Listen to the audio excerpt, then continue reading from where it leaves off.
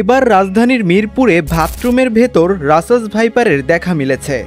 সোমবার মিরপুর ১ নং মুক্তিযোদ্ধা কমপ্লেক্স বেলা 11:30টায় বাথরুম থেকে রাসেলস ভাইপারের সাদৃশ্য একটি সাপ মারার পর আতঙ্ক ছড়িয়ে পড়ে ওই এলাকায়। জানা গেছে, শাহ আলী থানার এসআই শহীদুল ইসলামের বাসার গোসলখানায় রাসেলস ভাইপারের একটি বাচ্চা দেখা গেলে এটি পিটিয়ে মারা হয়। তিনি বলেন, দেখতে হুবহু রাসেল ভাইপারের মতো।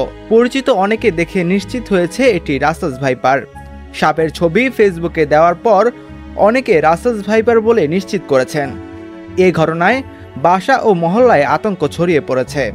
স্থানীয় বাসিন্দা মনির বলেন, মিরপুরে রাসেলস ভাইপারের দেখা যাওয়ার সম্ভাবনা রয়েছে, কারণ এখানে চিড়িয়াখানা, বোটানিক্যাল গার্ডেন ও তুরাগ নদ রয়েছে। শাহ আলী থানার ওসি তারিকুজ্জামান বলেন, থানার ওই এসআইয়ের বাসায় সাপ পাওয়া গেছে। সাপটির ছবি আমিও দেখেছি, তবে রাসেলস ভাইপার কিনা নিশ্চিত নয়। হাসিবুল ইসলাম বাপ্পি, দৈনিক আগামীর কণ্ঠ, ঢাকা।